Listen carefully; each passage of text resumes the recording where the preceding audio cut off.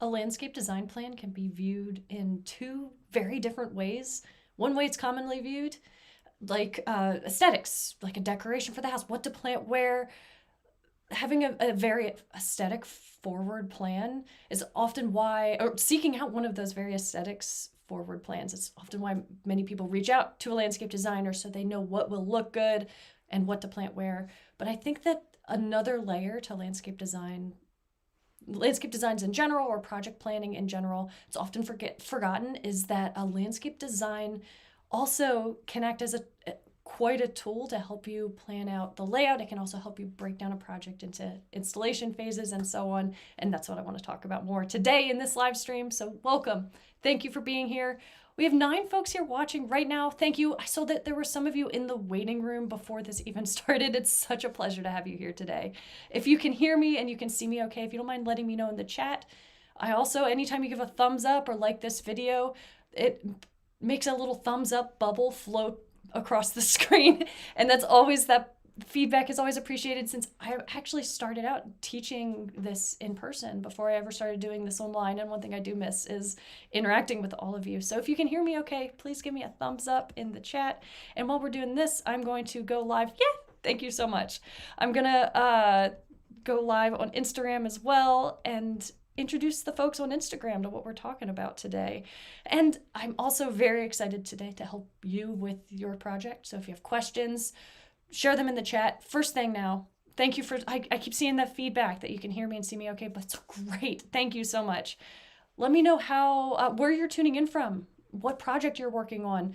I know we have folks from all over the world I've been working with through these live streams. So I can't wait to see where you're coming in from. Okay. Now I'm going to welcome in Instagram.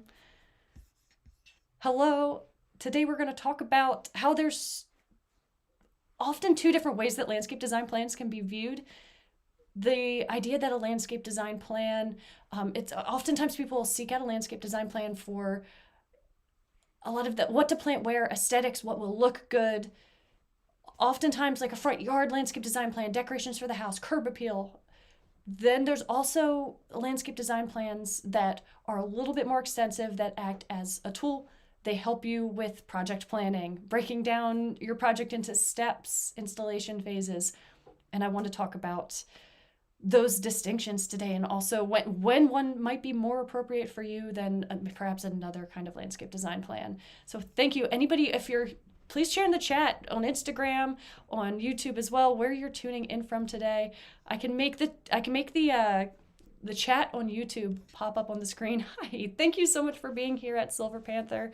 It's a pleasure to have you here. So landscape design plans, they can be very aesthetics focused, which is incredibly helpful, because when you're thinking about design in general, there are so many incredible principles and best practices that can really level up a space. There are also landscape design plans that go a bit deeper than that too, that are truly tools to help you bring a project to life. Very, very different services. And I think most landscape designers, they offer both. And there's overlap between the two. But I like addressing this distinction because it depends on you, if you're working on a project right now, what you are looking for, clarifying that with whoever you are hiring to help you create a landscape design, that can be incredibly important. It's good communication. And also when you're new to something like this, let's say you're landscaping a yard for the first time, this is your first time having the opportunity to create a design plan and bring a vision to life in a space. You probably have no idea that there are plans that have varying levels of details or resources. And then, of course, designers that offer varying levels of resources. So just to start us off, that's my first tip, to ask about this. First, of course, just decide what you are looking for first and foremost, but then also asking any landscape designers that you're working with what level of detail they go into as far as helping with the project planning. So it really is quite a tool when you have a landscape design plan. Essentially, it's a map of your yard, this end vision of what you would like to put where and why, and how all of these features interact together. The aesthetics are all planned as a part of this. I will say when you have a plan that's that second version, it's more of a tool that goes into more detail as far as the layout and installation phases and so on. That plan also does include a lot of aesthetics. It goes into planting a planting plan. Sometimes a planting plan will be supplemental in addition to that layout plan. Sometimes people will hire a landscape designer because you're looking for an idea of what to plant where, but the first thing that you actually need might be a landscape design layout plan. If you have a slightly larger project, if it's more than just, okay, we are creating decorations for some of the features that are already here. If you're adding new features, you're thinking about, okay, not just what do I plant where, but what garden beds should I install? Where should those garden beds be? How should those garden beds interact with other features in the space? Like, you think about seating areas, any activity that you could live out in a space. So think about, okay, do you want a greenhouse? Do you want a trampoline? Do you want a 20-tier waterfall? Do you want to have any livestock or pets or spaces dedicated toward these pets? Any features that could be in a landscape. If you're really getting into the details of not just the aesthetics, not just the plants, but how all of these things can interact, that's when you're looking for that next level of a landscape design plan. So hi, welcome, Tonya from Missouri. So you took your course, but a tornado hit my neighborhood and oh my goodness, fist-sized hail all over your yard and garden, you're starting over. You enjoyed the course and your map is invaluable. Thank you. Thank you so much for sharing. I'm so sorry to hear. My sincerest condolences about the loss of, a tornado hit near your neighborhood. Wow. I'm sure that was tornado. Tornado touches down, there's damage, and just to your garden and to your neighborhood in general. I'm really sorry to hear that. Thank you for being here. And if you have any additional questions too, as you're making some of these, revisions to the space since recovering from this hail, please let me know in the chat. Questions you have, love to help out, help you hit the ground running. Having a landscape design plan, I like to say too, sometimes in the designing process, when you're thinking about laying out all of those features that I mentioned, not just like what to plant where, but where will the garden beds be? What are all of the things that you're going to include in a landscape? It's not uncommon to feel like some of those improvements might be beyond your current budget. They might feel a little bit out of reach. It might feel like a lot of work to bring this end vision to life. But the idea is that a landscape design layout plan is meant to be that end vision. For some people, that might be, okay, in a year, we're going to install all of this all the way to this very end vision. For some people, that could be a 20-year process. For some people, that could just be a goal that you work toward incrementally. But it's still valuable to take time at the start of a project like this and think about what that end vision would look like when you think about all of the things that you would love to someday have in a space. It's important to plan out how all of those features are going to interact together once you reach that endpoint. And it's so much more efficient, so much easier to reverse engineer that to work backward from that point. But you need that end vision in mind so that you can get there. And once you get to that point, everything fits together and it works well. We often, when we think about, okay, maybe you have a smaller budget, maybe you want to take these bite-sized steps.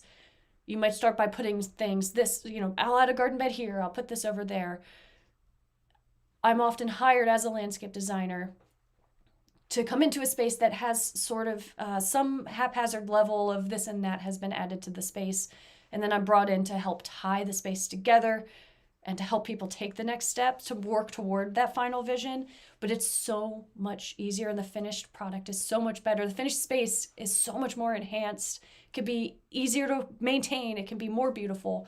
And it can be easier to install. It can cost less to install too, if you start by planning out what that end vision is and how everything is going to fit together right from the start. So let me know. Give me a thumbs up in the chat, especially if you're watching on YouTube, if you like what you're hearing here today. Also, anyone who's just tuning in, please share in the chat. We are live right now. And if you're watching the replay too, I actually love reading the comments on the replay, live stream replays. I would love to hear where you're tuning in from, what you're working on. It's so much insight to what you all would like for me to produce next and the next live stream next week, what you'd like to learn more about as far as content, YouTube videos you'd like to see or courses you'd like to see. I absolutely love everything that you share. It's incredibly helpful and helps me to help you as well. And just a quick introduction, I know that these live streams have been reaching more people. Super grateful for that. My name is Eve Hanlon. I'm a landscape designer. I'm a horticulturist. I'm based out of the Pacific Northwest corner of the United States, but I help I help do-it-yourselfers to create their own landscape designs all over the world, because these design principles, just the planning of a project, creating a landscape design plan, all of this applies to no matter where you're gardening, no matter where you're landscaping. Of course, there's always going to be native plants that are specific to wherever you live. There's regional best practices, but I like to say that I teach do-it-yourselfers how to fish instead of catching a fish and then providing it to you. Instead of me handing you a plan, I teach you to fish. I teach you how to make your own plan, which is really important because landscape design plans, no matter every landscape design plan I've ever created, it has always evolved in some way through the process of installation, responding to what's doing well. Sometimes I had one project in particular, a greenhouse was going in, and as they were excavating for that greenhouse, a giant boulder, I mean, the size of a large vehicle, was found buried underground. That boulder was going nowhere. And so guess what? We had to revise the plan. The greenhouse ended up in a different spot. This stuff happens all the time. And I do think that when you do it yourself or you're hiring somebody, a landscape designer for help, you're not just hoping to get this design handed to you. You're hoping to learn what to do, what steps to take. And I love teaching these skills for anybody who wants to be able to respond to the project, to know the plants, to know how to select plants that are going to be a good fit and make changes along the way as needed. This is what I do. I teach you can even be a beginner as well.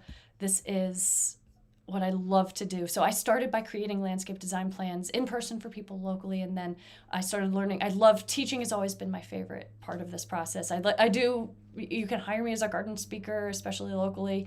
The teaching part of this process has always been my favorite. Then I learned about the world of online courses and YouTube and teaching online.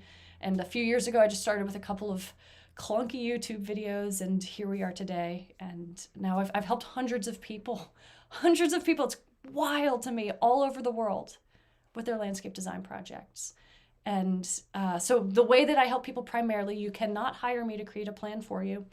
I help people by teaching this process. So my main offering is a course called Design Your Own Landscape Layout. And I help you create that end vision, that plan. And that's something, it's always available. It's called Design Your Own Landscape Layout. You can find it homepage of my website, under courses in that menu there.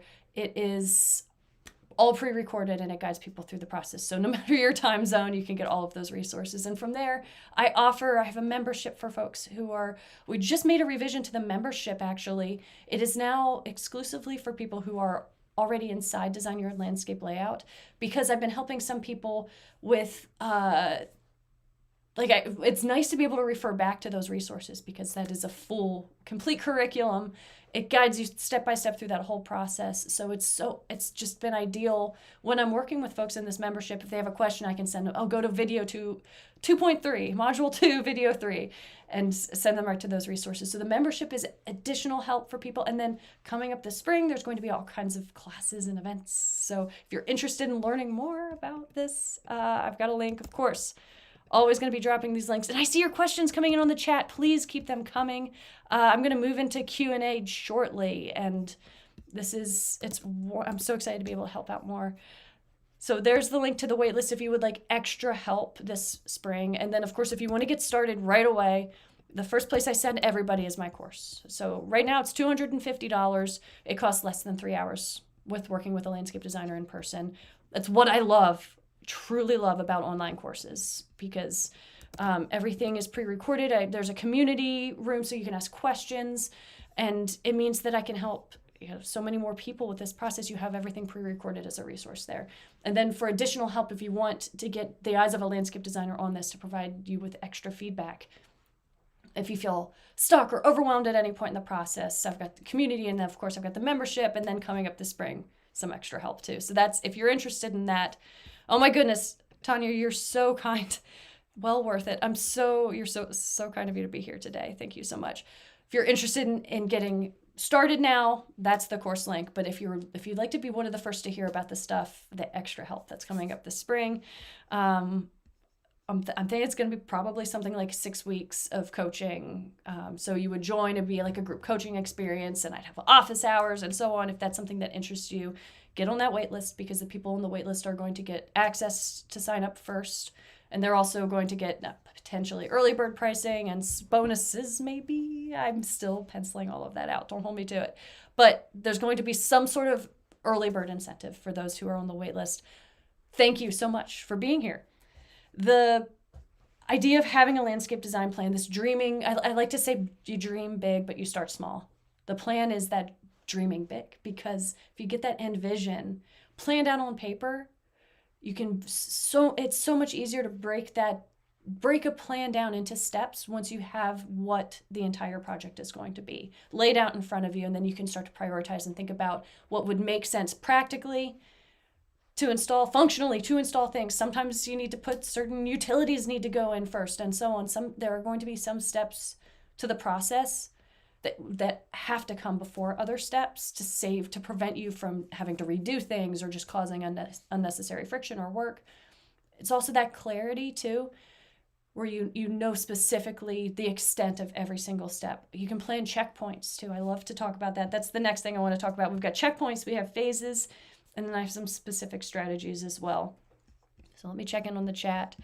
Yeah, anybody who's watching, if you're watching on Instagram or YouTube, drop your questions in the chat, especially as we move into the Q&A part of this live stream. And if you're watching the replay, I actually have a video going up right now. It's going to be a YouTube video that I made in response to questions that I've been receiving in the comments of these live stream replays. So there's a chance that you might be featured in that as well. This is my new strategy. Great question. How do you choose tree size and visualize what they will look like at mature height? You have any tips for gravel parking areas? Great. I'm going to start both of these and we'll come right back to them shortly. I have just kind of my next talking about the idea of a landscape design as a tool, as to help you plan out these installation phases. I've got checkpoints and phases are two different things I'd like to talk about. So phases, of course, we think about what is phase one going to be. You can get as specific and detailed as you would like when we're breaking this down. Sometimes we could get into very specific step-by-step details. Sometimes we just break a plan down into sections. We might install this garden bed and this seating area first. Sometimes we can go into more specific details from that. Maybe that could be phase one. And I'd like to call checkpoints or the spaces in between phases, where you can take a step. You could do these seasonally you could try to time things during the best possible time of year. But these checkpoints, I like to plan out in a way we can make slight adjustments to your plan, your landscape design layout plan, so it looks good once you hit that checkpoint. So let's say life happens. We all have 1 million responsibilities and things to do. And for many of us, our gardens are these landscapes. It's an incredible opportunity. It's also something that's bringing us joy.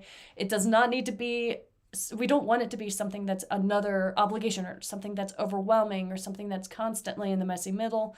We want this to be more of a fun and easy part of the process. The checkpoints are for when life happens too. We can get to that next checkpoint. We install this seating area, this feature, this garden bed.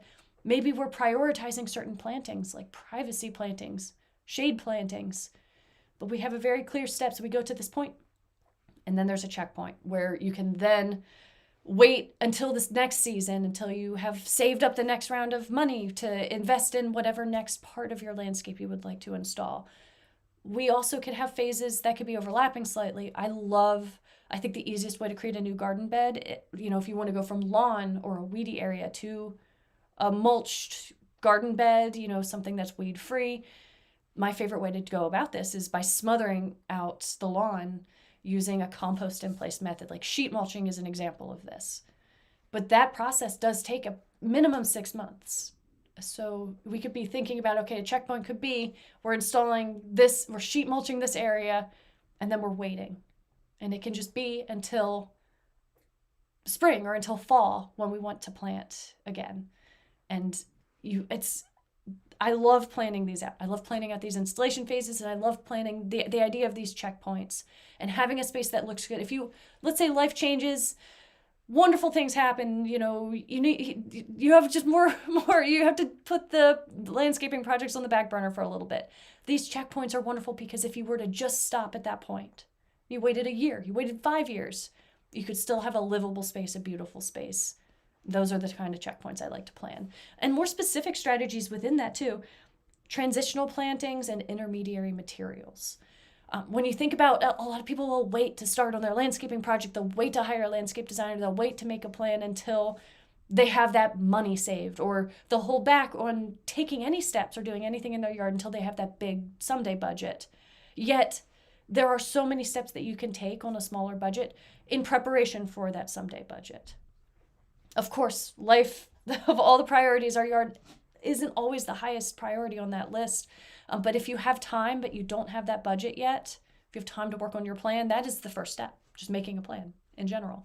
And from there, intermediary materials are one of my favorite things, because if you have let's say you want a fire pit, you have a vision for this patio and it has a fire pit, and your kids, your grandkids, your friends, pets, we're all hanging out around this fire pit and having a good time. It could be years until you can afford the hardscaping to install this big, beautiful fire pit that you're envisioning. But it is possible to install a fire pit. It might not look beautiful. You could just go dig a hole. Now, let's level that up a little bit. Let's think about some other intermediary steps, right? We can build one out of stones, maybe even stones that you have. If you have rocky soil, you have rocks on site already, you can build that. You can find on OfferUp, Facebook Marketplace, Craigslist, you can get some materials, some odds and ends of rocks, this and that materials, and you can have this intermediary, it's an intermediary material. You can create this fire pit, and it might not be that end vision that you're hoping to create at some point, but it's something that can act as, again, you build this, it's a checkpoint. You're using an intermediary material, and later on, when life enables it, you can then upgrade that. That's one example of a specific feature, a fire pit. Then you could think about there can be intermediary soil covering materials too. Now, maintenance of different materials, it's always going to vary. There's pros and cons to everything that could cover the soil, anything that you could have in the landscape, right? Gravel, you have to weed. Mulch, you have to weed. Mulch needs to be top dressed. Mulch you can get for free. So, pros and cons. You think about hardscaping can be significantly more expensive. You could have very simple, kind of bumpy hardscaping that's just pavers that you can purchase for $1 each. And then you would just sit out there. You just remove, dig the grass out, bare soil, maybe a little sand below that, and you just put those pavers in. Then you can level up to the multi-thousands of dollars, professionally installed, hardscaped, whatever you're envisioning later on. But there can be these intermediary materials. You can have a seeding area that's just mulched. It's just mulch covering the soil. Yes, there's going to be weeds. Yes, that mulch is going to need to be top dressed, but it's free. And it can make it possible for you to start living in your space right away. I love helping people plan these checkpoints out so you can start enjoying. So I've been working with Courtney as a member. I'm going to use this example 1 million times forever because it's just the best example. Courtney had this vision of, oh, hey, thank you so much for being here. And oh, Jessica, I do see your question too. I've got that starred. I could talk about compost all day. So yeah, anyway, back to thank you for being here live. Back to Courtney's example. She has this vision for a plunge pool. And if you start to just Google, research some of these pools they're absolutely beautiful. And they can be an investment for sure. And she's, this was last summer. It's hot. She has this, that's like number one priority is like, okay, what's the best plunge pool to get? It was a really big budget. It's a really big investment. And she's like not sure about the size and what materials. And it was feeling so overwhelming. And then we came up with the idea, what if she just started with a pool kit? And she found online a pool kit it was like $300 for a significant sized pool, $300. And she installed that in a weekend and was in that summer right away was able to be enjoying that pool. Was it the beautiful plunge pool that she is still planning on installing? Nope, it's not that. But she also can go out there and be in a pool today. Maybe not in February, but she could if she wanted to. And these intermediary steps I think are so important because especially if you have kids in your life too, if you have a vision of installing that pool, that someday pool, maybe we can also get creative about how, if the aesthetics are important to you too, how can we design around a pool kit to build something that's still aesthetically pleasing and beautiful and functional, but that maybe if there's kids in your life, they're only kids for so long, right? So how can we have these intermediary steps, intermediary materials to be able to, for you, so you can start living this dream and vision in your space sooner, instead of waiting until that someday budget is there. I'm so passionate about this because I love helping, our yards. It's for many of us, if you're someone who has a yard, you're lucky enough to have a yard, or even if we could talk about just like our spaces, our natural spaces, our outdoor spaces around where we live. Think about the library landscaping. What I love about landscape design is that this is where we as humans often have the most access to outside spaces. This is where we spend time outside. And the design of these spaces, the layout of these spaces, the features that are included in this space, this impacts in so many ways what we get to do outside, how much time we spend outside. And I think we're very much oversold. We are constantly being sold 1 million things that are necessary investments that are as expensive as possible. And there are all these reasons why you need to have the biggest, the best, and the most expensive thing.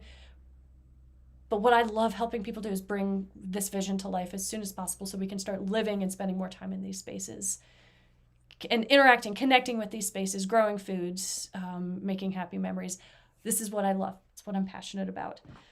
So that's just one. So intermediary materials or features can be just one example of this. And the other example I wanted to talk about, this is the last sort of main tangent before I move on to, not tangent, I guess this is what I planned. It is not, we'll start going off on tangents shortly, believe me. But the last thing I want to talk about is just transitional plantings as well, and prioritizing plantings. And then we're going to jump into Q&A. When it comes to, and I see your questions in the chat. Thank you so much. I'm starring all of these. Welcome, Annie from Ohio. So transitional plantings can be helpful for when you're planting things out. When they're very small, you're investing in trees and shrubs, for example. You could save a ton of money by starting really small, but of course, then it's going to take more time. Depending on the plant, sometimes a $300 tree versus that's, so tall versus a tree that's this tall, sometimes they can catch up to each other after a few years, depending on the health of a root system. So we could get into that nitty-gritty detail in another live stream. But generally, buying smaller plants, of course, is going to save you. It's going to save you money. But as those plants fill in, the space is going to change quite a bit. You need to space those plants properly. So if you have a plant that's this big and it's going to be pretty small for the first few years, if this plant is going to eventually grow to be 8 feet tall and wide, then it needs 4 feet and 4 feet on either side of it for it to grow to maturity. This is a common mistake that beginners make, is going to be overplanting things, and then they have to take plants out. It's a waste of money, or spending more money on plants than you need. But transitional plantings can be a strategy to make a landscape it could reduce your plant budget. It can make a space feel more full and lush earlier on. You could think about the plants that you may already have in the space. Maybe some things you plan on removing, we can remove them in phases. So you have a landscape that feels more finished, more lush, more established earlier on. You can also think, so today I had a membership meeting today earlier, and I was talking with Shane about how Shane has this vision for establishing a shade garden in one part of his landscape design plan. And we were talking about how there will need to be, if you're planting baby trees, until those trees are established, they start creating shade, there needs to be something else in that space. And there can be some plants that are significantly more affordable than others. We can start with things like annual plants, even for the first couple of years. Things that might naturalize, that self-sow, you can get some of those growing. Annual plants complete their life cycle in one growing season. They're fantastic for both. If you have if you're transitioning a space from sun to shade, plants that are shorter lived, herbaceous perennials that come back year after year, that are shorter lived, that are more easily accessible, that can be a great way to start, as well as annual plants. But these things can also be helpful when you're starting, just in general, whether you're creating shade or not. If your garden is very small, you're just getting it started, plants that grow and complete their life cycle in just one growing season can get to be quite large in just one growing season. And that's a strategy I like to use to just help people level up their landscape and get more results, create more beauty, even support more wildlife, pollinators, and so on, even in just one growing season. These things do exist. So we've talked about intermediary materials, transitional plantings, and then of course, the main point of today is I want to talk about how You can hire a landscape designer to create a planting plan for you, help you plan out aesthetics, what pathway should be where and why, how should you lay it out to make your yard look as beautiful as possible. But then when you think that there can also be plans, like I call it a landscape design layout plan. Some plans can go into significantly more detail and think about some of these strategies as well. So the planning, hiring a landscape designer, working with a landscape designer in the planning process, it can be, usually it's some sort of amalgamation of both. But there are some design services you might hire online where they'll just hand you a plan. Okay, here's your planting plan. Great. And you're like, done, check this off the list. And then you have this plan. Then it's like sourcing plants. Then where do I start? How do I bring this to life? So there can be this deeper version of this. And I do want to share that distinction. And as a part of creating this plan, you can also prioritize plantings. Some plantings, the structural plants, the main backbone, the look and feel of the space, anything that provides windbreak, shade, privacy, focal points, main features. These plants, those can be a part of phase 1. These things should be prioritized in these installation phases so they can get a running start. They can get going a little bit sooner. And maybe those garden beds then will expand. And then they get bigger, you add more of, maybe you start with just the trees, for example, and a few priority shrubs, and then later on you add more shrubs and some perennials. There's so many different ways that these plans can be broken down into bite-sized steps that can be realistic, that you can bring to life so much easier. So I could talk about this all day. This is what I love. I love helping. I want to help you make it possible for you to bring this to life without having to wait for that someday budget. And start taking steps today, even if that first step is just creating this plan. So just a review of everything we went over, the fact that there are those two different kinds of plans, or that those can be different ends of the spectrum of what plans are possible or available. You can hire someone to hand you just like, oh, here's a quick planting plan, aesthetics, or you can have a plan that's all about installation and details that also includes plants and aesthetics, but that can be not just garden beds, what to put where, it's or not what to plant where. It can be like what garden beds to put where, what features to put where. We talked about how this plan is more, it is so much more of a tool than it is just a planting plan or just about aesthetics.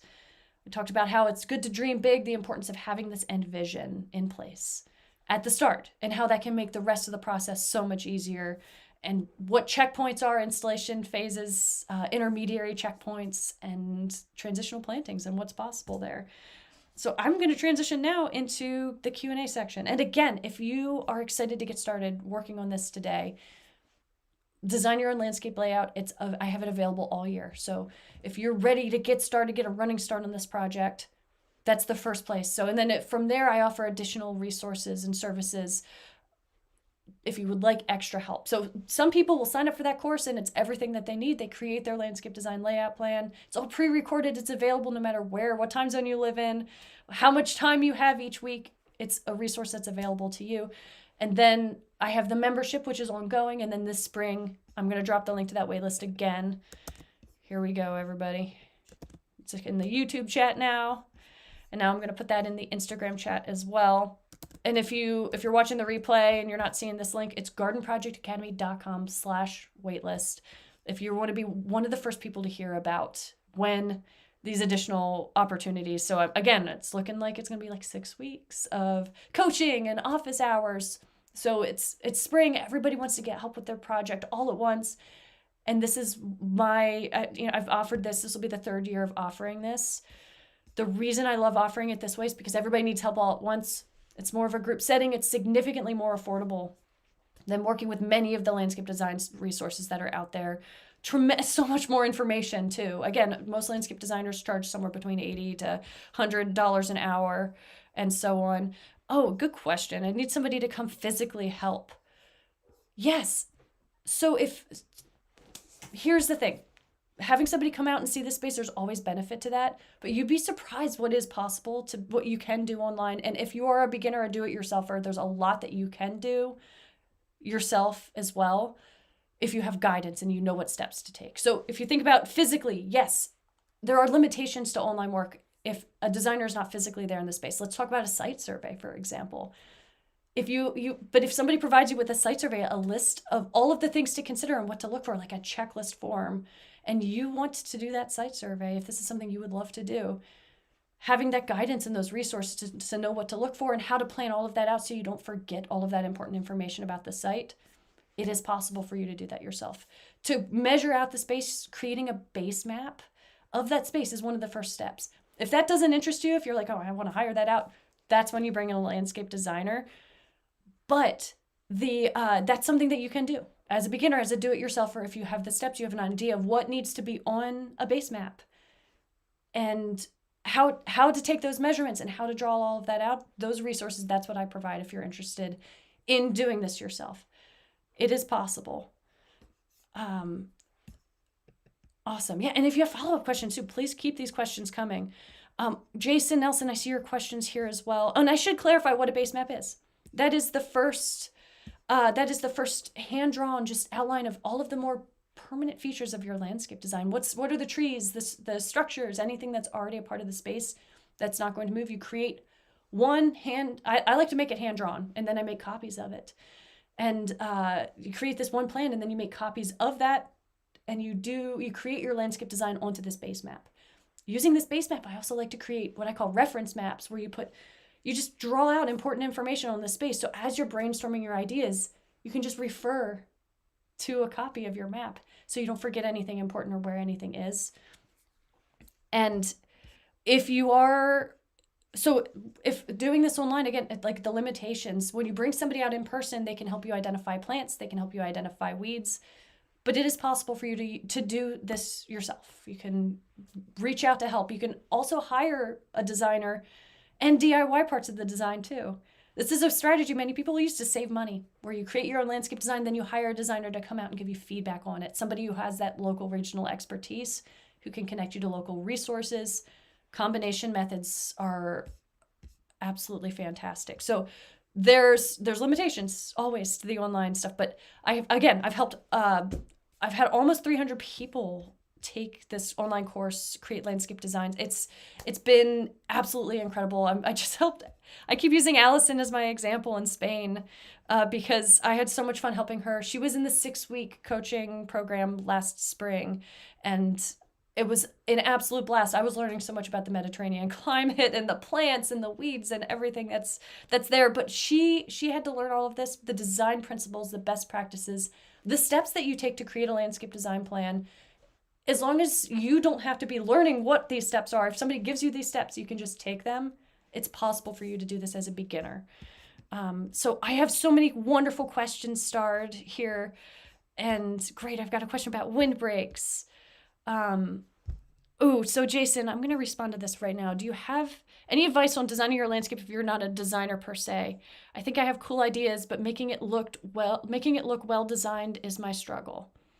Yes. And it's having a process to follow step by step. So it's a combination of, one of the first things we do is we start with an inspiration, because while you could spend years studying design and learning to describe styles and identify all of the influences and learning all of the plants, that can take years. But in an instant, someone with no experience can look at a picture and say, that's what I want. Or I love that. I love how that looks. And if you can identify that picture, that's a shortcut essentially to recreating. That picture can be a sample of what you would like that end vision to look like. So what I do with everyone, all of my students, is one of the first steps. We start by collecting inspiration. I know it's the most obvious first step, but then we take that, we run with it. So you find inspiration. I recommend you find one picture that we call your soulmate picture, and then maybe some supplemental pieces of inspiration depending on what that picture might be lacking, to help you clearly articulate that vision in a few pictures. If you have trouble prioritizing inspiration, there's some tips to finding some inspiration that's better than others. It's going to include, what's in the background, foreground a little bit. It might show what's covering the soil, as opposed to it just being like a picture of a small garden bed. Something that's a little bit more zoomed out is going to be better.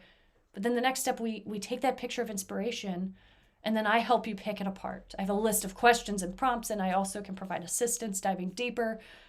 That picture we can reverse engineer, and we use that to create a recipe, essentially. Okay, in this picture, we can see that there's a diagonal orientation of a patio, for example, a seating area. And in this picture, you can see that diagonal can make this space look a little bit larger. Step by step, I could show you what's in that picture, and then also through the design process as well, I have what I call design activities, where that's me making I call them activities instead of homework. So make it sound more fun. Your design activity is a challenge, essentially, to take, okay, we have this, I've helped you step by step to create your first draft. Now, here's a challenge. What if you were to turn some of these features in your landscape design at an angle, 45-degree angle? Things are diagonal instead of everything being perpendicular and parallel. What would happen if you shifted some features in your landscape design? Because diagonals can make a space feel larger. So that is the practical parts of this step by step can be very helpful. You don't necessarily need to have that artistic sense or vision. You don't need to be an artist. You don't need to have experience with this if you have guidance and you have, like, again, activities that you can take step by step. I love creating, also when I'm always making changes to things too, the ways that I teach this stuff, because when I see if there's ever a pattern of things that people are, or in general, somebody is stuck on something and having trouble envisioning something, there's new tools being developed all the time. I like to be adding activities as well, but it's just one specific example. Thank you so much for asking too. And happy to be helping with your project. This is just one of the options out there. I love offering these online courses, because this one course, my main course, Design Your Landscape Layout, is like the most comprehensive.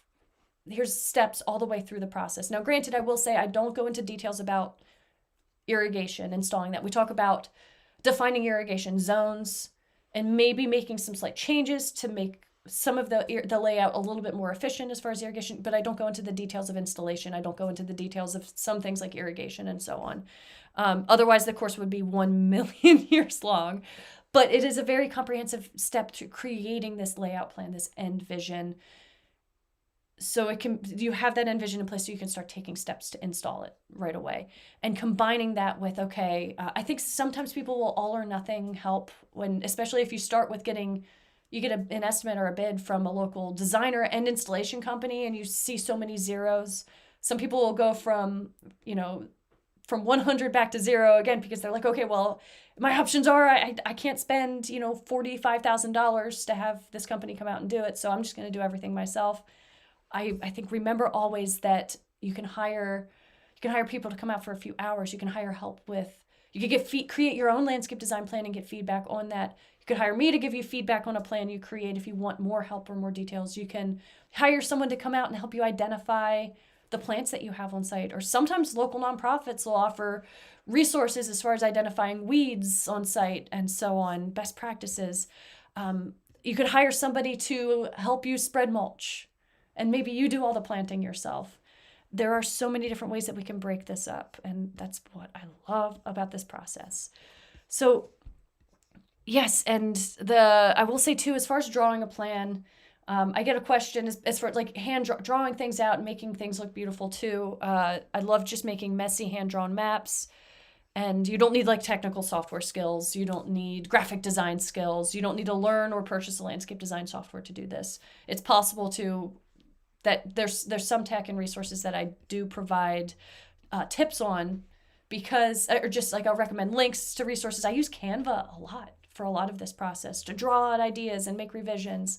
But a software, it's not necessary. In fact, there's benefits to doing a lot of this by hand as well, because it's quick. You have a copy, you're outside in the landscape, you have a piece of paper on a clipboard, and you can observe something and sketch it out. You can come up with an idea and you just draw it out. You can erase it.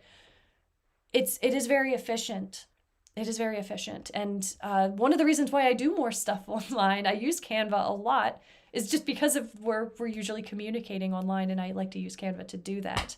But when I'm creating landscape designs, I dabbled with different software, but hand drawing things was always my default. So I'd love to kind of debunk that, just because I know in the age of we've got AI that you can create a landscape design for me, and it'll create all kinds of things. But when we're interacting with living spaces, we're inside, we're outside, there's still many benefits to doing some parts of this by hand, which is incredible.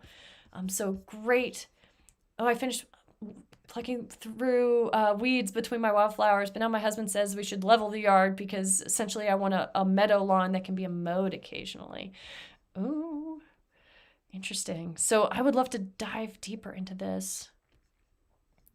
We should level the yard because it's essentially, I want a meadow lawn that can be mowed occasionally. So, oh yeah, conservation agents can advise me on how to eliminate or manage invasive species. Yeah, so look into your local conservation district, for example. Okay, so now I'm starting to understand a little bit. And thank you, Tanya, for mentioning that too, because yeah, there's free resources out there. Start looking into, reach out to your local, if you have a Master Gardener program, local online gardening groups or Facebook groups, local garden clubs, and just ask, what are some, like I'm starting a project like this. What are some of the resources that exist that are out there to help me? You might be surprised. There can be free resources out there, free consultations that could be incredible, or even just recommendations like what are the best plant sales. One of the first steps can be just doing this research as well. I might have to hire someone to help level everything, but it may have to be next winter. That way I don't have to dig up my wildflowers this year. Yeah, that would be, it sounds like if they're already rolling, it would be lovely to enjoy them blooming. But yeah, I'm curious too, how much, you have to remind me how much more you have going on in your space in addition to the wildflower meadows too. Are there any other garden beds or features that you're planning in the space? Anything else that when you may want to have a plan for, so when you hire someone to come and make changes to the soil, that could be helpful. Let me know. And of course, remember, anytime you're bringing equipment out, compaction is a risk. That can, anytime you drive anything over the soil, it's going to be compacting the soil. That is decreasing the health of your soil a little bit. Another thing is that if you are, let's say you have some bumps, it can be very appealing to have a more level landscape, but changes in terrain can actually be really beneficial in certain instances. Of course, there's a sweet spot in there where maybe if you want to have a meadow that's mowable and you have all these holes here, there, or whatever, of course, filling some of those in might actually make it possible to mow it if it's not currently possible. But making changes to the topsoil, digging a little bit deeper can, if you get into the subsoil, slightly poorer soil. So just keep some of that in mind as you're considering some of these changes. Sometimes some changes in terrain can add character and can be an asset. But of course, I would need to learn more about the space and see the space. So I'm going to dive into, in order, some of these questions and keep them coming in the chat too. I'm happy to hang out for a bit more. How do you choose a tree or tree size and visualize what they will look like at mature height? So I do have a free mini course. Let me grab the link for that right now. It's free. I created this. Oh my goodness, where's the link? Here it is. I need to update this website page too. That font is clunky.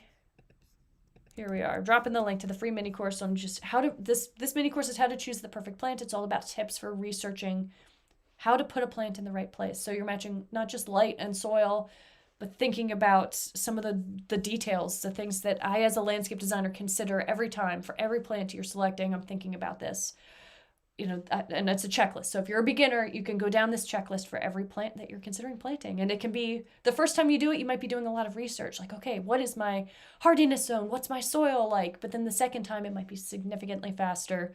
And then after the 10th time you've done that, you probably can do most of it in your head. But if you're hoping to learn this skill of how do I put a plant in the right place, hello, welcome, tuning in from Indonesia. It's a pleasure to have you here. Thank you so much. If you have questions about your yard, keep them coming in the chat.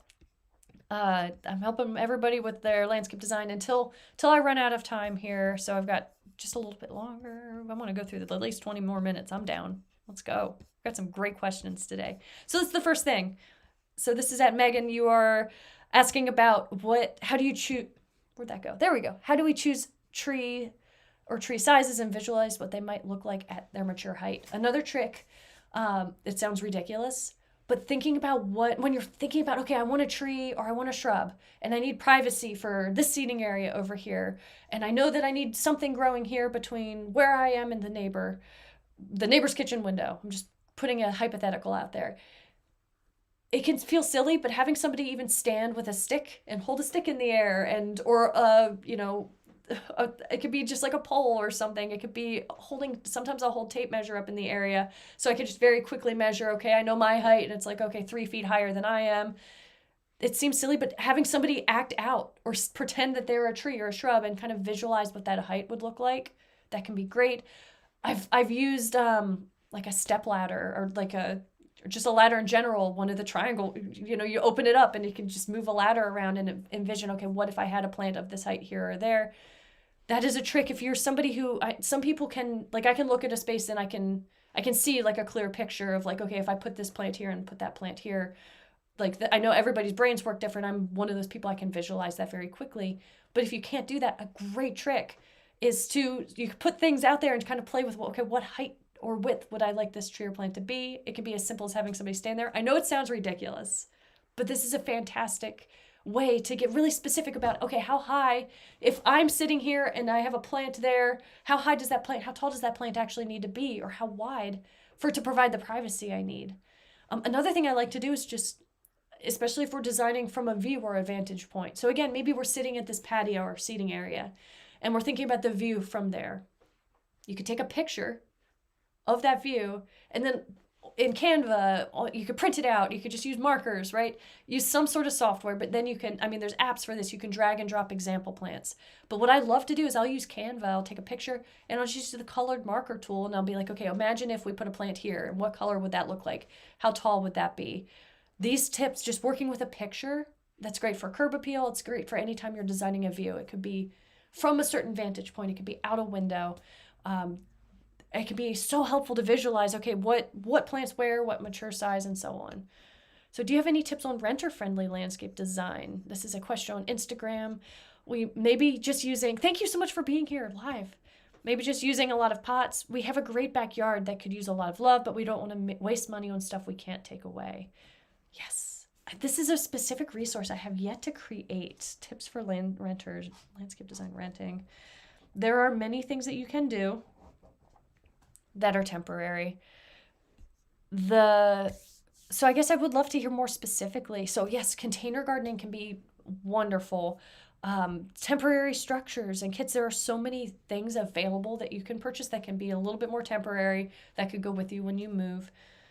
And I would also love to learn more about who you are renting from, and if you've had that conversation about, okay, if you were to plant just a few things that are really affordable for you, that could be an investment, maybe longer term even for future tenants, but you could be benefiting from that right away. Sometimes there can be a little bit of a balance with those types of choices too. So yeah, tell me more. Oh wow, you want to grow shallots in front of your house using a planter bag? Yeah, that is. I had a friend give me a couple of planter bags. I've tried growing some things in those. That's another example of a great temporary container that can be moved around very easily. Fantastic. I love growing food in your yard. It's a fantastic goal. This is at Carolyn Turner. If you have some follow-up information about what you're hoping to create in your space, I can provide some more specific tips for things that are more temporary. But yes, there are options. Not as many, of course, the more permanent things, especially if you can't dig up the lawn, or your landlord or property management company or whoever else has some really specific rules. But there's a surprisingly amount that you can create. So I had Jessica, do you have tips for a gravel parking area that has grass trying to take over? Driveway is 1/4 mile long, so no fancy options for us. I feel like a flamethrower would be good. So of course, evaluating wildfire risk and timing and all of the responsibility of that. Yeah, I think that's one of the best ways to manage weeds and gravel, especially in a driveway. Grass is not always the most aesthetically appealing thing, but can be a certain amount of tolerance for that imperfection too, occasionally, especially when you're dealing with a longer driveway. But I've tried, using there's vinegar, and you mix like high potency vinegar with salt and dish soap and so on. That can work, but it doesn't, it can kill plants. It smells incredibly odd. It can even be really difficult to work with. It's not my favorite method. Herbicides, I feel like for my personal philosophy with herbicides is to use them on the more aggressive invasive weed species that are difficult to remove in some other way, not necessarily for perpetual maintenance. Everybody has different perspectives on that and where that line is for when that's appropriate or not. So when it comes to working with large gravel areas, yeah, flamethrower is, a propane torch is definitely not only fun, but it's a pretty effective way of kind of cooking those weeds right out of the gravel area. And most long gravel driveways, they occasionally need their gravel kind of top dressed or refreshed as well. So any tips for creating work areas like mulch storage or compost bins that are functional but not an eyesore? I think that the compost bins themselves, or work areas, places to store things, it's more about what you design around them and their placement. So when it comes to their placement in the elements that are placed in between them to make them not necessarily be the focal point of the space. That's more important than making the spaces themselves beautiful. Although there can be some specific tips, and then I'd send you right to Pinterest to look at 3-bin compost systems and see the different materials that people have used to build these things. But it's more about what you design around these spaces and I love that you're bringing up again how important it is to plan out some of these functional aspects. Where are your garbage cans, your recycle bins going to go? Where are you going to store any debris that needs to be taken off site if you're removing an aggressive invasive weed species, for example? And then anybody who has a garden or landscape, anybody in general, if you have the ability to compost, there are so many myths associated with why composting is so difficult. So for me, I live in an area, my neighborhood, there's rats. I live in an urban area, there's rats. And so I have a bin that I'm a big fan of the Seattle composter, it's called. It's like, it has a lid and a base, and then it's like it's a giant rectangle that you turn into a cylinder. And so it is sealed off top and bottom. So when I'm putting food scraps, I'm composting with food scraps. Wildlife, the raccoons and the rats in the neighborhood, they can't get into that.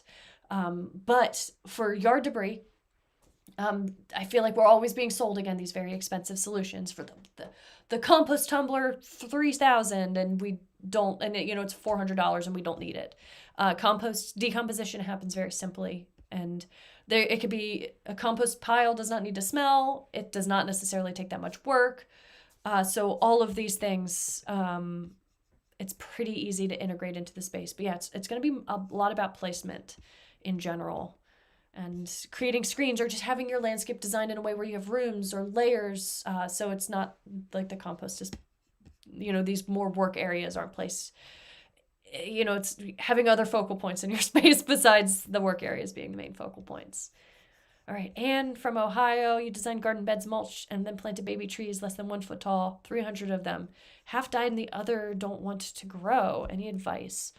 Oh my goodness, I'm so sorry to hear that. So I mean, this was diving into a kind of a diagnostic situation where I would have a series of questions about the species and how they were planted and when they were planted and how long it's been. How much have you irrigated? There are so many details when it comes to this, and so many details when it comes to this. So my top recommendation would be to reach out to somebody local, a local master gardener. If you have I believe in Ohio, there is a master gardener program. They often have helplines or answer clinics. Send them pictures, send them background information, ask them what happened and what to do to have more success in this next round. I'm so sorry to hear that you've had such a low take rate on these plants. It's really frustrating and discouraging, but this it doesn't have to be this way. Definitely, if you have a local master gardener program, this is what they do: pest disease diagnosis. They can help you follow up with these questions and get into the specifics. Sometimes inspecting things, it's going to be an important part of this process. There's native plants from the Soil and Water Conservation District. Interesting. And so this comes also into play. Working with native plants, there can be regional best practices, so this can be one of my limitations as well. But I will say that some native plants, depending on the time of year, first couple of growing seasons, I guess, did you irrigate them would be a follow-up question through any hot or dry periods. Another question would be just the right plant, right place. In Ohio where you live, did you have any unusually hot or dry periods, or unusually cold or extreme weather conditions that might have been outside of the norm that, young plants are more vulnerable for the first couple of growing seasons. They need extra irrigation. They need extra care. I also would ask too, just to make sure, because this is something that comes up every now and then. It is still early in the season. It is possible that some things that are more stressed out, they might not have started to leaf out yet. So it depends on the plant specifically. Yes, you've got irrigation on them and no fertilizer. That's perfectly fine with native plants. Yeah, I'm afraid we're probably not going to get to the bottom of it in this live stream. So my top advice is going to be reaching out to local resources on this who have experience with the specific species of native plants, their ideal growing conditions, and any best practices. Yeah, I wish I could help more with that, but I think that's going to be, there could be local variables that I'm not necessarily aware of. And there's changes too. In our area, for example, Western red cedar has been a go-to for landscaping in general for years and years and years, but we're experiencing hotter and drier summers. We're also experiencing, when we are getting rain throughout the year, we have less snow on the mountains. This year, the mountains have significantly less snow on them than they've had in a really long time. When we get rain, we get a lot more rain in shorter time periods. We're still the Pacific Northwest. We still get a lot of rain. But when you think about a plant that's been growing in this area and used to weather conditions being very stable for very certain conditions for a very long time, there's things like vapor pressure deficit, right? Where it's like it's the amount of water that plants are exposed to over a period of time and even beyond some of my understanding of this. But basically the summary is right now, even though we planted Western red cedar in urban, suburban areas for years and years and years, they're starting to die in great numbers because of how conditions are changing. So even though they're a native plant, even though right plant, right place has always been pretty stable, for a very, very long time, we've been able to plant Western red cedar in this area. Now this is something that's changing. So there might be some species of local native plants that might be a little bit more sensitive to some of these conditions. And unfortunately, this is just one example. There's a few plants and it's going to continue if trends are continuing as predicted. We're going to start to see some struggles in, Douglas fir, for example. So we are actually planting some things that are, this is a whole other workshop, but planting some of the native plants that are a little bit more heat and drought tolerant is kind of how we're leaning into things lately. So yeah, I hope that helps give you some context. And I do know I'm sending you to the next resource. But there could be so many variables affecting this situation in particular. So do I need to plant my hypothetical staggered mixed plant windbreak all at once to prevent them from getting blown over in the next storm, or gradually starting at the existing tree line? So I would ask about what that storm is. Staking is going to be important regardless until things really fill in. Oh, wonderful. I'm so glad that was helpful too, even with the limitations of what we can go into today. Thank you. Do I need to plant your hypothetical staggered mixed plant windbreak all at once to prevent them from getting blown over in the next storm, or gradually starting at the existing tree line? So I would ask about the amount of wind that you get in your area. When plants are small, they're not going to be doing much. And then once they get bigger, I'm going to lean toward a gradual transition is fine. I want to give an actual more definitive answer to somebody today. There is so much nuance to this. But as these plants, protecting those plants, giving them a little like staking and so on, especially if you have anything that's a little bit tall or floppy or top heavy, that can be very helpful. So I need somebody to physically come and help with your design plan. We talked about this. Awesome. I'm going down through the chat transcript.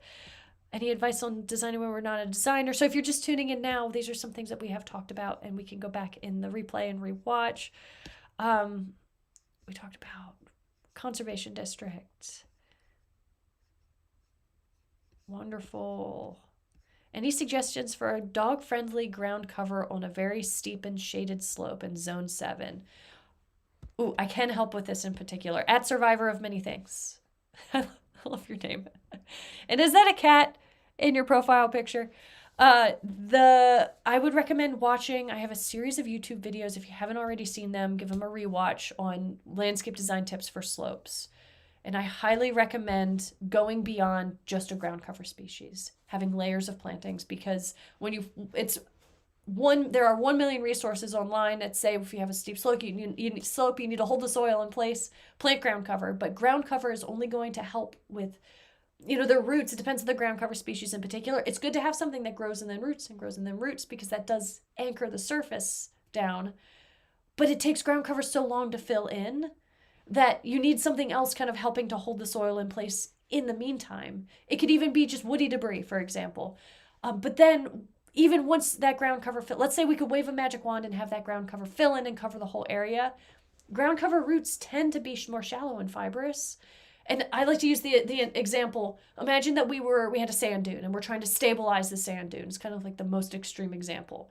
And if we were to dump super glue all over the side of the sand dune, it's still possible for that entire mass to slide down. And the same thing happens. It can happen, and it happens on slopes when people plant ground covers. So in my area, English ivy is an invasive species. It does way too well out here. It's out competing other plants, killing other plants and throwing the ecosystem out of whack. But one of the other downsides of English ivy, people commonly plant it to stabilize slopes, but its roots only go down so far. It'll outcompete everything else. And then we have this super steep mass of English ivy. And then sometimes the whole hillside will just slide down in a sheet because we only had these very shallow roots. Like again, like the glue only soaks so deep into the top of the side of the sand dune. Same thing. It's like it just moves down. The soil could still erode away if we don't have a mix of different root systems and different plant types, all anchoring that space in place. So if you have a very steep shaded slope, you're going to need more. Ground cover is good, but it should not be the only, because it's good because it's tying down. Again, it grows in roots and it grows in roots and it's locking, just like glue, it's locking part of the soil in place. But you need some deeper anchors in there as well, and you need diversity. So I have a series of YouTube videos. I got a playlist of YouTube videos. Let me just grab that right now. I've got this link right here. Drum roll. Here we go. 4 videos for you. Please don't play. Here we go. Here comes the link. I'll put this on YouTube right now, and I'll drop it in Instagram next. So this is free masterclass on landscape design on a slope. Wonderful. I know I see some questions in Instagram here. Thank you. And yes, you have a cat. That's fantastic. So yeah, start with that, but that's going to make a really big difference. So there's a little mini masterclass there to get you going. So great. I'm going to jump over to Instagram now at Carolyn Turner. I would love a cottage garden feel. We're allowed to plant whatever, but we can't take out any plants or grass. Gotcha. So you could add more, but you can't subtract. You'd also love to add a lemon tree in somewhere, but not sure if they will work well in a pot. Lemon trees do work well in a pot. And I would love to hear more about where you're tuning in from as well, where your hardiness zone is. Lemon trees, of course, that might be something else. Some people in my area, so I'm in USDA zone 8, and the hardiness zone only refers to the coldest winter temperatures. And so people will grow lemon trees in my area, but they bring them in as a houseplant in the winter and they put them out. So if your number is anything lower than USDA hardiness zone 8, you might not even be able to, like that in and out method might be a thing. Yes, a lemon tree can definitely do well in a pot. Of course, it does limit the size that it can grow to be, but yes. Oh, that's wonderful. Their containers are huge, planting additional things. There can be so many temporary strategies for creating just how you spend time in the space, the furniture, the features, the elements that you bring into that space. Trellises, temporary things that you can have a pot and a trellis to create some privacy really quickly with a vine growing up it. There are many, many strategies. And we say not to earn money, but to make kitchen waste usable, and it works. Composting makes our environment better. Yes, 100%. I could talk about composting all day because it's really fun too. Just all of the cool soil creatures that are doing the work and systems for using the compost in the landscape. It's fantastic. I have resources for water diversion and storage. That is beyond, at this point, the scope of my expertise. So if we think about rain barrels and some of those systems, I don't have any resources put together on that yet. Not yet. But something fascinating and would love to get into. Maybe that'd be a guest speaker at some point. That could be cool. Hey, if you're watching and you know all about this, reach out. Ooh, is there a permaculture book or author you recommend? Keep in mind, it is not small. It is for small and not large. So I did take the Oregon State University permaculture design certification. And so, yes, I can geek out about this. I would ask, tell me why permaculture in particular, like when you think about, so permaculture is a strategy that can be applied. So there's there's books that are in the permaculture realm that can help with specific areas or different focuses. So I guess more specifically, are you hoping to learn about permaculture in general, or are you hoping for specific types of plants or solutions? Let me know. Thank you so much for the added explanation of the deep roots. I started to watch a video of yours the other day. I'll rewatch the series. The slope is nearly a dirt wall. It's so steep. Oh my goodness, you have quite a challenge. But yes, that'll definitely be the place to start. And good luck. And please reach out if you have additional questions too. And then, yeah, so Tanya Lewis, if you are still here, I'd love to hear that in the chat when you get a chance. And in the meantime, I'm going to answer right here. We've got, I think I have time for just a few more questions, and then I have a meeting I have to leave to jump off. I could do this all day, truly.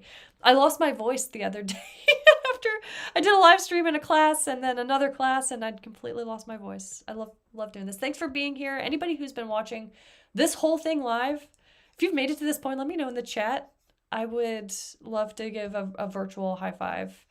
Worried that some echinacea I planted last year has aster yellows. I have a lot of other aster species. How big of a deal is that, and what would you do? Ooh, so the pests and diseases, regional best practices, it's going to be huge.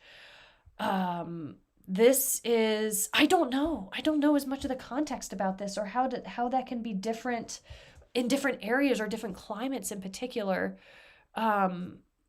This is one, I'm going to send you the Master Gardener Answer Clinic or Helpline again. I'm going to have to cheat and send you somewhere else. I'm sorry I don't know off the top of my head, but that is something I will need to research more too, because that's becoming more and more common. Yay, good times. Ooh, so guilds, so plant communities. So let's get into specific plants. So guild design in general just overlaps with quality landscape design too. There can be many versions of plant communities that can work together. I love the idea of having some compost crops or having some nitrogen fixers in a landscape, especially when you're growing food or plants that need nitrogen. But I will say, so I'm looking at my bookshelf here. If you see me looking off, I'm thinking about book recommendations while speaking simultaneously. Okay, let me start on focusing on guilds. A well-designed garden, like there's permaculture guilds. I will say dynamic accumulators. At this point, there's limited, plants do bring up nutrients and they create nutrients from the atmosphere. Think about nitrogen fixing plants, for example. But dynamic accumulators, that terminology, that research it hasn't been properly researched yet. It's kind of like there's a circle of people citing each other's sources, but it never leads to anybody who actually concluded that dynamic accumulators work in the way that they are said to by some resources. Granted, there are some plants that make great compost crops. And in principle, the idea that plants have nutrients in them, and when you're composting with them, that is, you can be introducing nutrients to your garden bed by composting with plants in general. That's just a fact. Nitrogen fixers can be good if you're producing food in a food producing system. If you have plants that need more nitrogen, including nitrogen fixing plants in the landscape can be beneficial.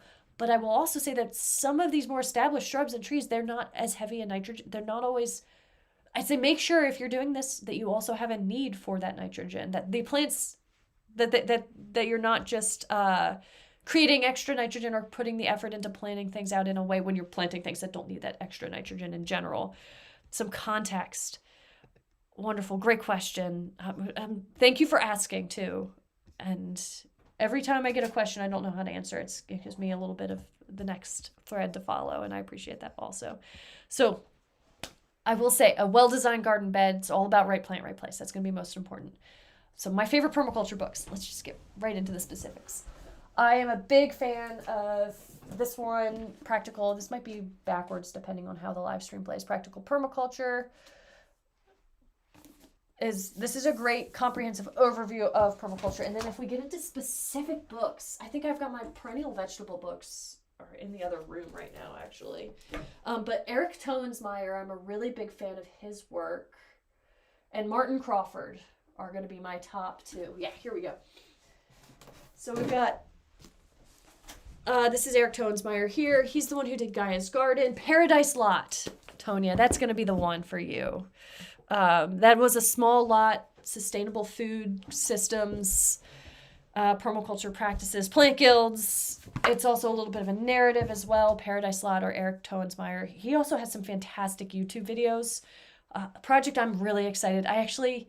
I've got some exciting news, but I have a little bit more garden space now because my living conditions. So I rent. My landlord is fantastic about letting. He knows what I do for work, and he's also just happy with us gardening. And I have a few more garden beds I'm going to be able to take over, and I'm going to be growing some perennial vegetables that I've never gotten the chance to grow before this year. So let me just drop those names in the chat: Martin Crawford, and then Eric Toensmeyer. Forgive me, Eric Toensmeyer, if I'm pronouncing your name wrong. Toensmeier. And then Paradise Lot is one of his books. There, that is in the chat. Perennial vegetables in general. And Martin Crawford has some fantastic books on specific plants. And if you were to be designing plant guilds, for example, so he has Creating a Forest Garden. That's Martin Crawford as well. I love this book. So this is probably the one for guilds specifically, Creating a Forest Garden. So thinking about the layers and of edible perennial food crops. These are the ones. I love these books. If I need inspiration, I'll turn off to these things in particular. So what plants would you interplant in a container fruit tree? Ooh, so if you have a fruit tree growing in a container, I may not interplant that. I may just mulch that container or go with something with really shallow roots. Guilds for container gardens. Because a container is such a unique space, having too much going on in one container, it's all about the size. It would need to be big enough because things can complement each other well, but also it depends on the soil and the plant and the irrigation that you have. So in theory, if you have something that's like a smaller nitrogen fixing crop, that could be a good fit. Like you think about like having clover, for example, but I worry about the watering being too much. Yeah, I'm thinking in a container system, like when you're growing something large like a fruit tree in a container, I typically, because plants, it's a little bit different when things are in the ground. They have more space for their roots to go and grow. I usually spend, instead of having multiple plants, too many things going on in one container, I might I'd be adding compost to those containers and then maybe top dressing those containers with mulch as well. So that's how I default to that typically, as opposed to having guilds for container gardens. But I could have limited knowledge on that as well. I could be running into a limitation here. You're looking at this topic earlier. You couldn't really find much. I'm assuming comfrey would not do well in pots. Yeah, comfrey's got quite the root system on it. So I think that would be I worry about, when you think about that small space in irrigation, that's my first instinct. And I grow a lot of annual vegetable crops. I have herbs in containers and so on. And it's just such a unique contained environment that some of the plants do love other plants, but my instincts and experience is once you get to too much going on, then you need to irrigate a lot more and be adding a lot of compost and such. So the other thing is to experiment. But generally, when you think about something like a fruit tree in a pot, I would worry about there being too much going on. First instinct. And Tanya's great. And I am so sad, but I need to wrap it up and call it a day. If you are somebody, thank you for being here. So many of you have been here through this entire live stream. It's incredible. I will be here again next week, Thursday, 2:30 p.m. Pacific time. Bring your questions. We're going to talk. I want to start getting into some specific, maybe we work on a design together or an example together. Give me a thumbs up in the chat if that's something that interests you. And one last time, I'm going to drop these links because this is what I do. I don't want to be overly salesy, but I've got this 6-week program coming up. If you're interested in this, get on this wait list. You will be the first to hear about it. If you want to get started today, this course has all of the landscape design help you need. Design your own landscape layout. So if you wanted to start right now getting into that course, again, it's $250. It guides you step by step through the process. that is the main resource. But then if you're already in that course and you want to opt into extra help, still get on that. You sign up for both. The wait list, again, is just to receive an email from me once that 6 weeks of extra help goes live. If you're already enrolled in Design Your Own Landscape Layout, there's going to be a coupon, so a discount, right? So it's not like you're paying for the same thing twice. So you would just be paying for the additional, like, again, the weekly live coaching calls and the Q&As and help specifically with your project. We always have, this is going to be the third time doing it. One of the valuable parts of this is you get to see other people's projects, and you learn from each other's projects, and we work through examples together. It's really fun little gardening cohort community every single spring. And I've even done reunion calls where we can all catch up and catch up on our projects and see each other again, even after the 6 weeks are over. So if you're interested in that step-by-step guidance this spring, please don't wait, because that is something, this extra level of help once it's full. I'm one person with one brain, and I don't want to take on too many people all at once. Like, I want to be able to get to know all of you and your yards and your projects and remember things about that. So that is, it's not like the online course that's all pre-recorded. Of course, there's no cap on that, how many people can sign up for that. But this spring, the wait list, there is a cap on that. Thank you so much for being here, everyone. And I'll see you next week, Thursday again, 2:30 p.m. Now I'm going to find all my buttons here. Thank you. See you next time.